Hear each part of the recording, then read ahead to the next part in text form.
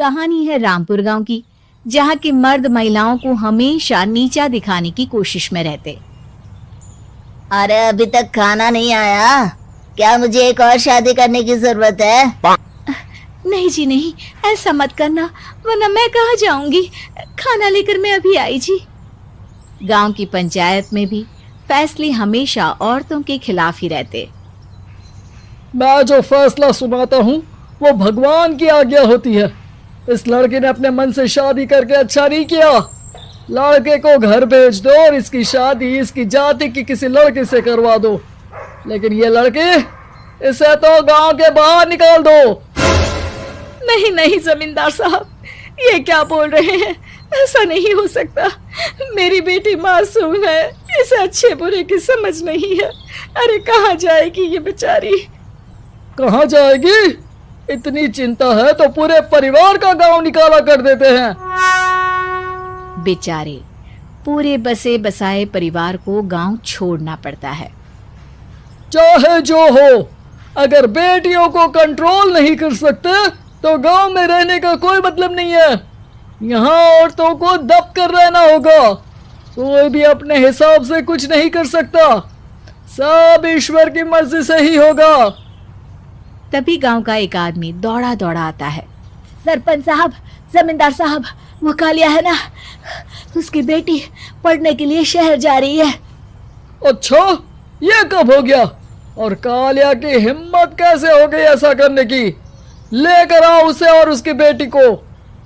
बस फिर क्या था, हाजिर हो जाते हैं कालिया और उसकी बेटी सरपंच के सामने।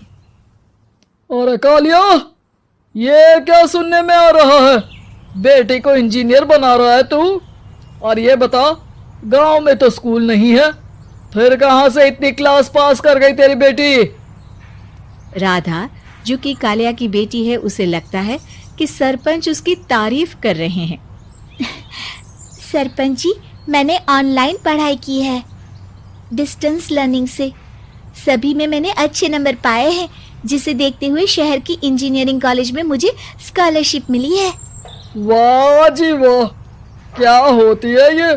पहले तो ये बताओ, फिर आगे की बात करते हैं। पूरा गांव राधा की बात सुन रहा था और राधा बोलती जा रही थी। तो ऐसे मैं फ्री में एक अच्छी शिक्षा लेकर गांव में जो कुछ परेशानियां हैं, जैसे बिजली, पानी और इंटरनेट जैसी समस्याओं के लिए काम करूंगी। मैं गांव को शहर से जोड़ने के लिए पुल का निर्माण करवाने का प्रस्ताव रखूंगी। मुझे पूरी उम्मीद है कि जल्द ही हमारा गांव भी तरक्की की राह पर चल पड़ेगा। राधा की बात सुनकर सारे गांव वाले ताली बजाने लगते हैं। सरपंच को समझ नहीं आता कि वो क्या करे। चुप रह नादान लड़की, गांव के खिलाफ जाने के लिए तुझे गांव से बेदखल कर दिया जाएगा, वो भी पूरे परिवार के साथ। और हाँ, अगर ठीक से गांव में रहना चाहती है तो ये पढ़ाई लिखाई छोड़ दे। हम तेरे लिए गांव का कोई होनहार लड़का देखेंगे। तभी गांव का एक आदमी बोल पड़ता है। अरे नहीं नहीं सरपंच जी, राधा बिटिया जो बता रही है, अगर वैसा हो जाए तो हम लोगों को पैसा कमाने के लिए बाहर नहीं जाना पड़ेगा। हाँ जी, और ना ही कोसों दूर पानी के लिए भटकना पड़ेगा। हमारे बच्चे भी अच्छी पढ़ाई कर सकेंगे और आगे बढ़ेंगे, ना कि हमारी तरह खेती करते बैठेंगे। क्यों गांव वालों, राधा बिटिया का साथ देना चाहिए ना।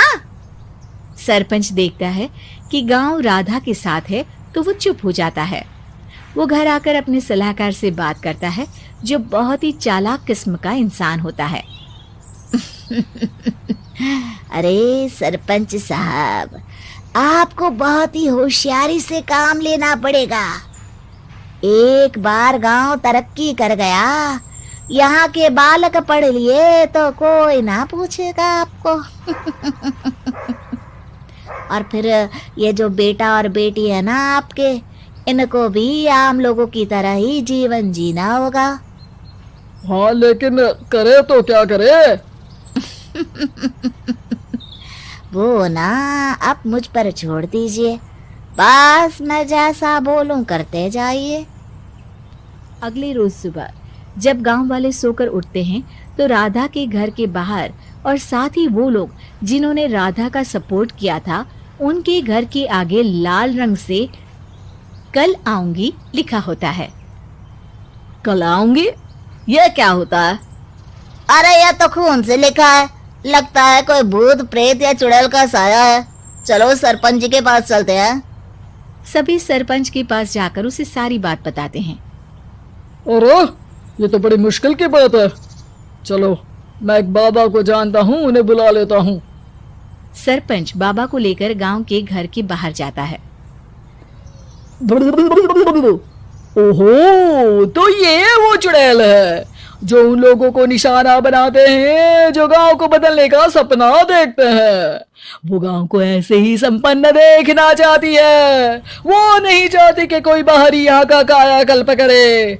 क्या तुम लोगों में से किसी ने गांव को बदलने की सोच रखी है? तभी राधा की माँ रोते रोते आती है। मेरी राधा घर से गायब हो गई है, अरे कोई तो बचाओ, मेरी बच्ची कहाँ गई?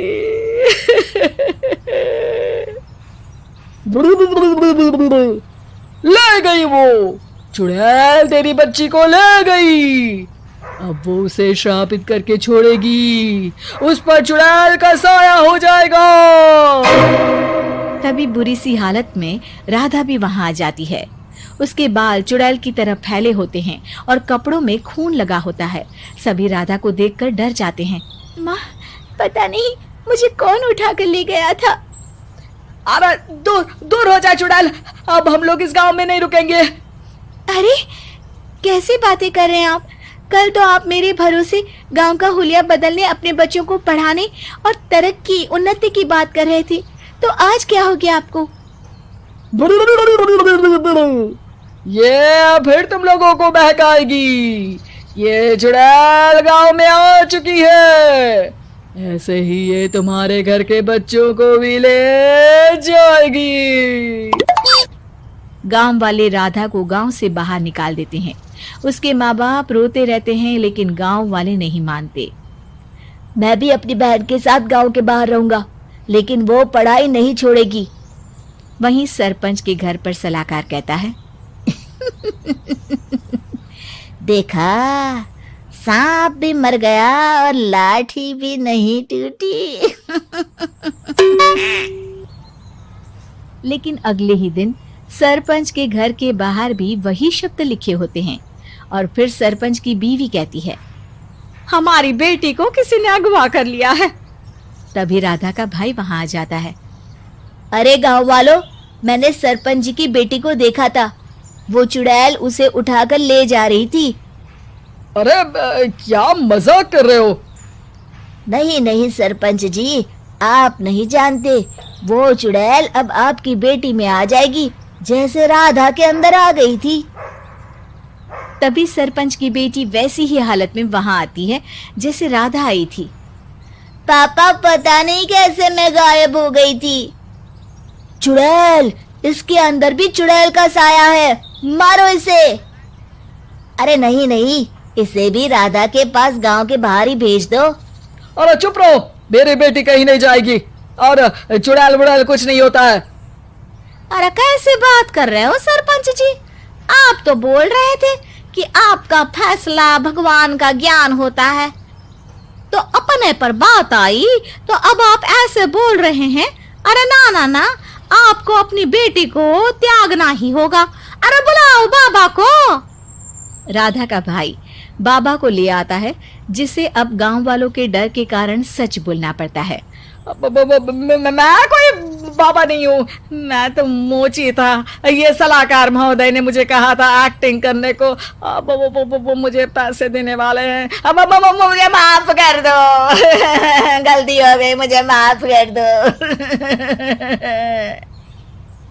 तभी वहां राधा आ जाती है। देखा सरपंच जी, जब गांव के बच्चे साक्षर होंगे तो आप जैसे लोगों की चालाकी नहीं चलेगी।